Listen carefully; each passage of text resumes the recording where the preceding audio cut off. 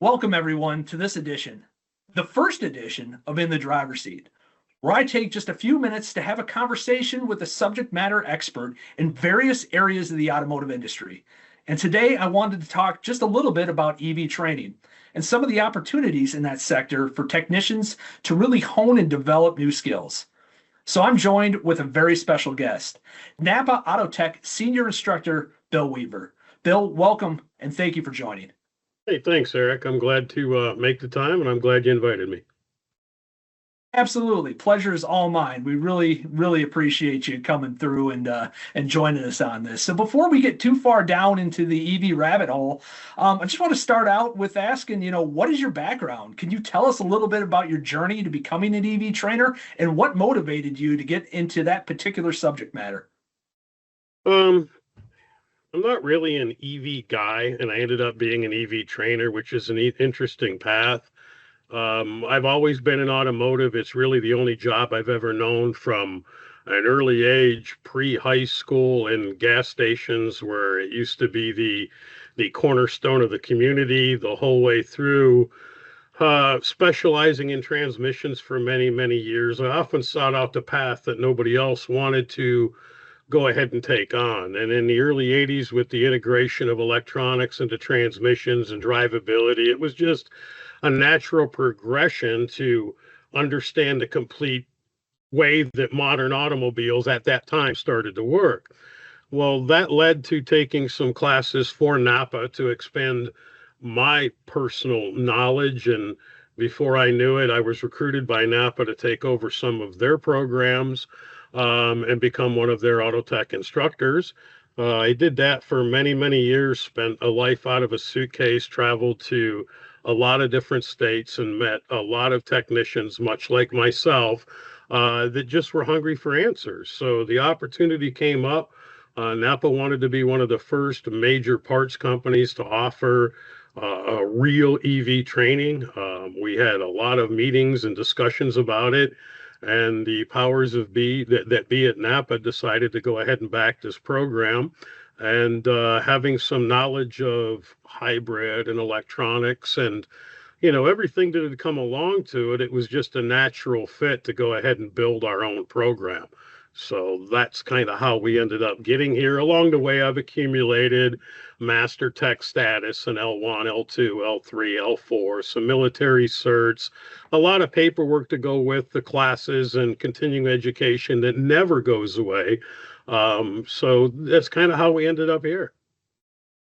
No, it's crazy when you talk to people about their journeys and how they got to certain places, kind of, the directions that their careers take them, right? So no, that's incredibly interesting. And the EV sector is something that I, along with many of the technicians out there, are just new to, right? Just getting into. So it's definitely interesting to hear how different people that are already in that sector have gotten into that part of the business. So I appreciate that's a good information. From there, I just want to, start in on some of the EV conversation as, many analysts have predicted a strong increase in EV sales in 2025 worldwide, including here in the US, obviously.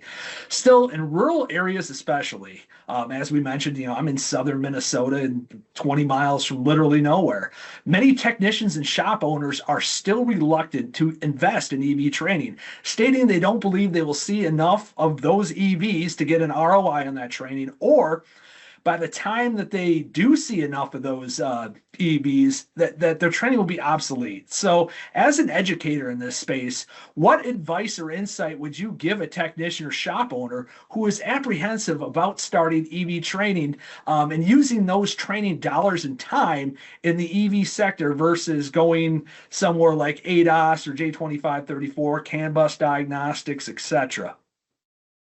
Yeah, well, you have to put your dollars as a shop owner, even as a technician, as a group. It's a difficult decision. So one of the things that I kind of bring up, and I just like to throw scenario there, and everybody has to make their own decision.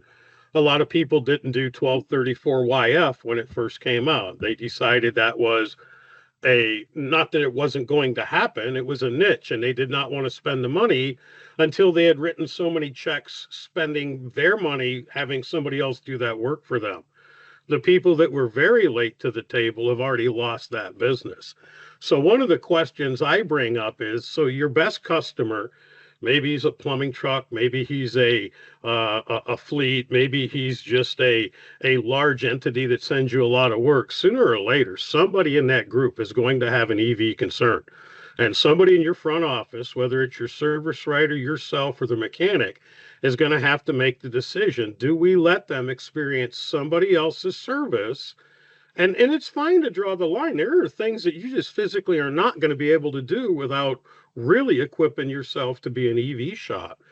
However, air conditioning service and tires and rusty brakes that do happen on these cars because they're not used, simple charging issues that are, mouse related or corrosion related. There's a lot of opportunity to still offer service to your customer, even though it may not be heavily quantified as EV service. These are very reliant on a small 12-volt battery that is in need of service a lot. They still have window regulators and door locks and ADAS and all the other 12-volt systems, with the exclusion of a Cybertruck that's at a 48-volt medium voltage system. Those needs are still out there. So the need for training to get ahead of things to make your people safe, I think, is more important than ever. No, and that's great insight. I mean, even if the shop does not want to focus on the high voltage side of a BEV, as you said, there's significant opportunity with items like, the general maintenance, the HVAC, because of the specialized needs of the high voltage system. The weight of these things, steering, suspension, ride control are always in play. So kind of building off what you just said, in your experience with those shops, do they have an understanding going into your classes that there's a big segment out there, or does it really take a lot of kind of pushing on your end to open their eyes to realize what they're missing out on? Well, the pushing part is never received well by anybody.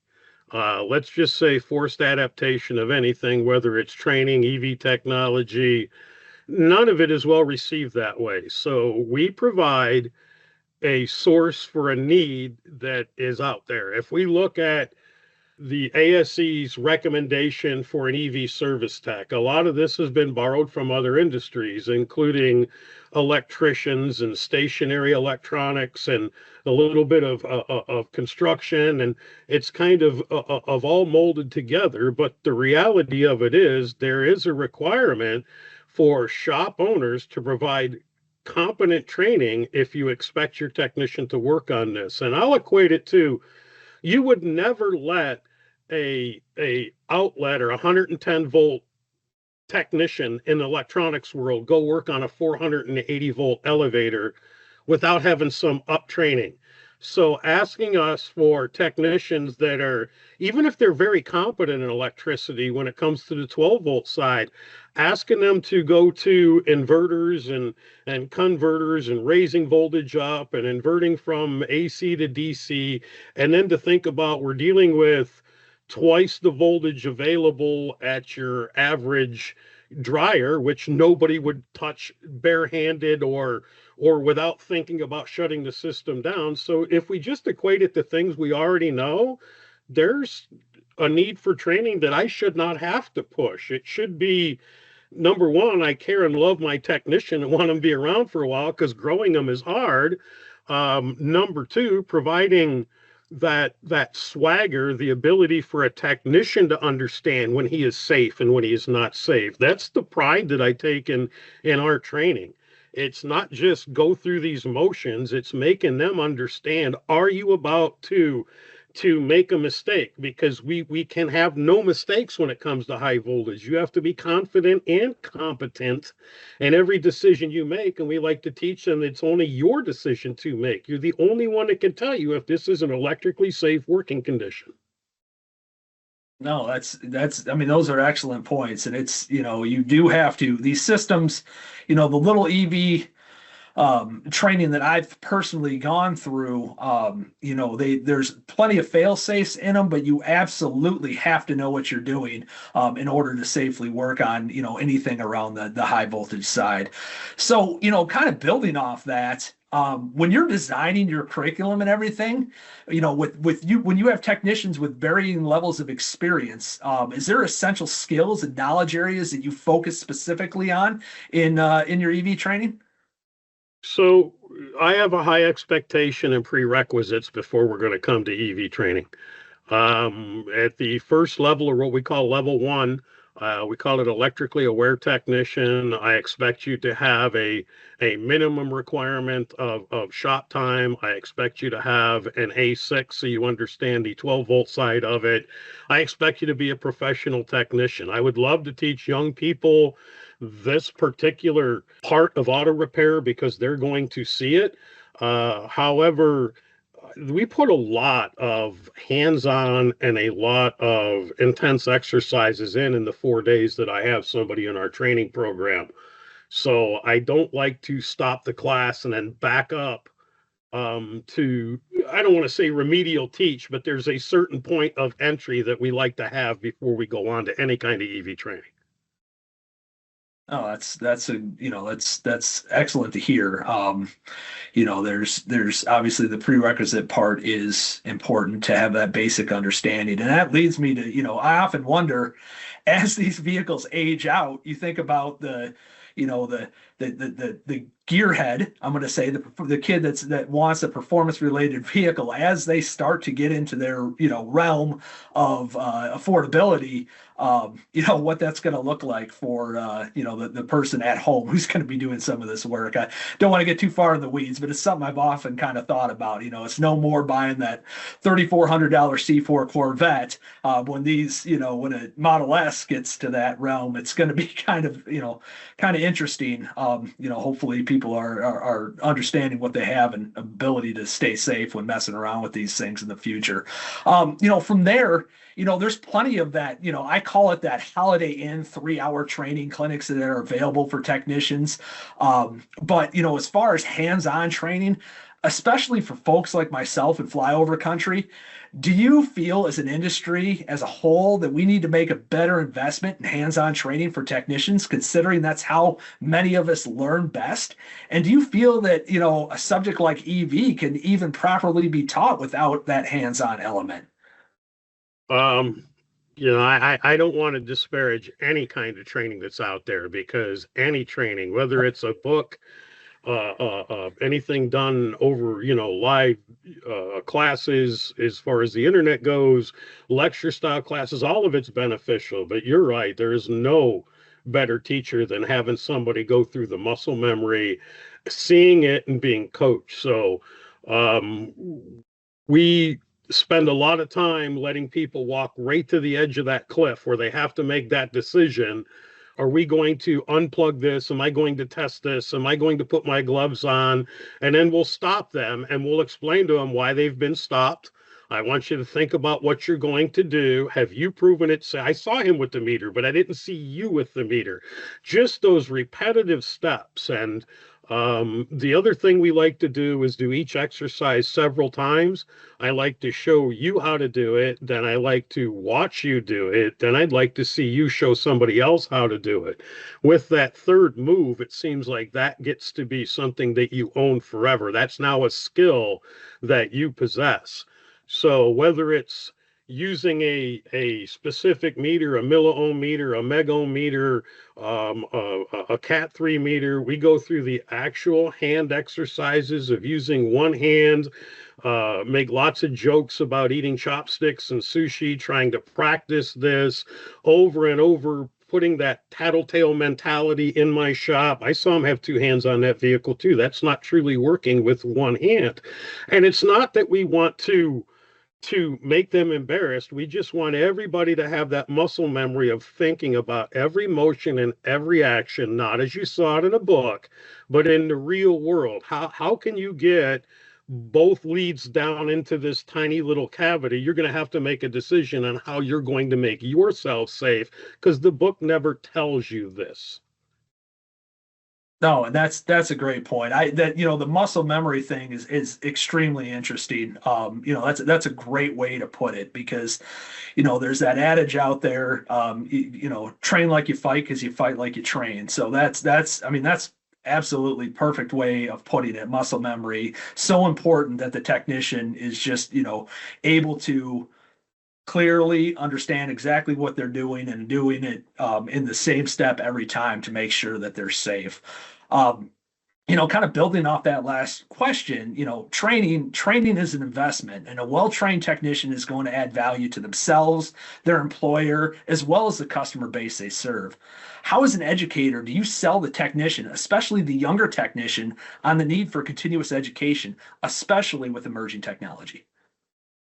Well, I don't think it should be that hard. If you're a technician out there and you don't know the struggle, the lack of information, I've seen the other guy do it in a video, but I don't know how to hook my scope up that way. There's only two ways that you're going to solve that. Either you're going to have to look in the mirror and decide that you're going to have to take it upon yourself to educate yourself, or you're going to have to go to physical training. You probably get 4 to 5 hours worth of lecture learning in 1 hour of hands-on. By doing it, by asking the question, by being allowed to make a mistake, by understanding that the lead isn't hooked up right, it was the wrong wiring diagram, whatever the case may be, running into those roadblocks is really, really important for training a technician, because the farther we go, no matter if anybody likes this statement or not, it is harder and harder to get correct information as a professional technician today than it's ever been before. When I start doing deep dives into diagnostics for communication buses or the way that electronics work, there's a lack of clarity and a lot of redrawn and assumptions made by the redrawers of these wiring diagrams. And especially with EVs, it's important to understand that everything that you see printed in a book, even if it came from a manufacturer, may or may not have validity to it. I'm not going to pick on each manufacturer as we go through, but there are times where we will stop the class as we're looking through factory information, and I read that statement out loud. Did that happen on the car that we just broke? And it's whether it's a 2-trip code and the vehicle's not supposed to be able to move, or whatever the case may be, there's a lot of misnomers that have been taught and published out there versus what really happens on any vehicle, let alone EVs. No, that's an excellent point. It's really concerning, if you're reading service information without having, actual hands-on knowledge on the subject, particularly new technology. If you don't know it, you're reading the service information and the vehicle doesn't do what the service information said it was going to do. That is something that's definitely, kind of stands out, and is important, kind of emphasizes that point, how important training truly is. And lastly, EVs as a whole, are a fairly polarizing, subject, and a lot of conversation that I end up having, that go along with some of my counterparts and my friends in the industry is, a lot of folks still are not convinced that EV is the answer or EVs for them, and so therefore there seems to be like a mental block with them, like, oh, I don't want to train on it, and I try to kind of help them see the big picture on, maybe you don't necessarily want to own an EV yourself, but the trends are showing that these vehicles are coming at a greater and greater rate every model year, and you're really selling yourself short, to not invest in some training and potentially open your eyes to maybe doing some work on these vehicles. Do you ever find yourself in similar situations, and have you ever, or do you have a way to help maybe a technician or a shop owner disassociate their personal feelings from maybe what they can do to learn new skills to help their marketability and income? Let me start with a disclaimer. What comes out of my mouth from here on has nothing to do with the company I work for. I'm going to give you some personal opinions on my life with EVs in Northeast Ohio. I live in an area where it could go from 90 degrees. Next week, it'll be 4 degrees below zero for a low. There's a lot of snow right here, right now. I have accepted the shortcomings of my EV. I went from a 290-mile range when it's warm outside, not needing air conditioning, to about 160-mile range. And because I provided a way to charge at my house and charge at the college and charge at my personal garage, I have plenty of ways that I don't have to succumb to range anxiety. I do not think that they are the end all beat all right now, because of cold weather, long hauls, the rural areas. So I don't believe that they are for everybody. That's my personal opinion. I live with one. It decides that the battery needs to be warm as opposed to me being warm. So if I drive from Cleveland to Canton, it's a very cold ride. It does not keep up as well as maybe a Tesla with a heat pump. There's a lot of technological disadvantages to electrical components when it gets very cold outside, and that's just a fact. With that being said, nobody asked me to buy this. It was my decision to operate this car to understand what the customers go through. Then it was my decision to service something that a customer bought. We had plenty of people when I was growing up that did not want to work on European cars and did not want to work on Asian cars.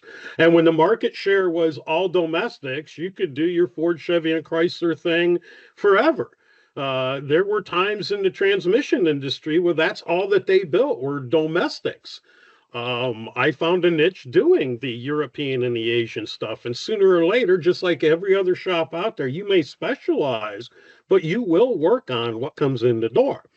If you're in a college area, if you're in an early adaptation area, and it always wasn't Texas, California, and Florida, there's a lot of small college towns that were early adopters of EVs. Those adopters turned out to be very good customers because they understood the needs of those particular EVs. The adoption part was a little bit slowed because early adopters also overlooked all of the problems that came, or all of the shortcomings. I shouldn't even call them problems. They were very well accepted. Well, these EVs are now, I mean, it's the Model Y was the best selling car on the planet. And if you look at registrations out there, it just by the law of averages, one is going to come in to your shop. I read an article a couple days ago that the Mach-E outsold the Mustang for the first time in history, as far as Ford's recorded them. So they sold more electric Mustangs. You can argue about the name if you like, than anybody else, or than any other Mustang that they have. So the bottom line is, to me, it's not a decision if you like the technology or not. It's if you're going to equip your shop and you're going to market to a segment that's going to be sewn up rather quick. The reality is, with less moving parts, the specialists are going to sew up that customer long before the people that are dragging the feet decide to make their transition. So I would say that you don't have to go in full EV mode with battery lift tables and special areas, but I do think that you have to have the ability to make your technician safe, how to understand how EVs work, how to shut one down properly, when it should not be in your shop.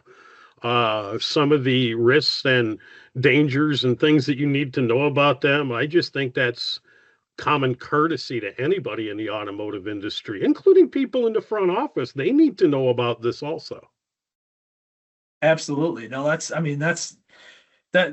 true. I mean, you think about, service, how many, service advisors and shop owners and things like that are back in the shop, doing things day to day on vehicles.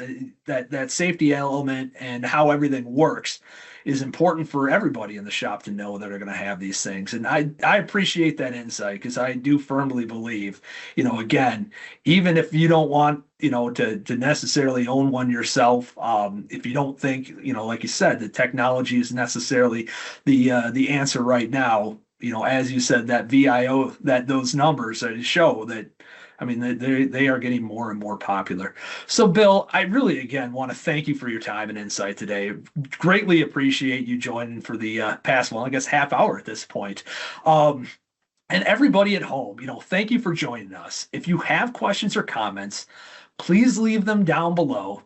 And until next time, thank you for watching. Thanks, Eric. Bye, everybody.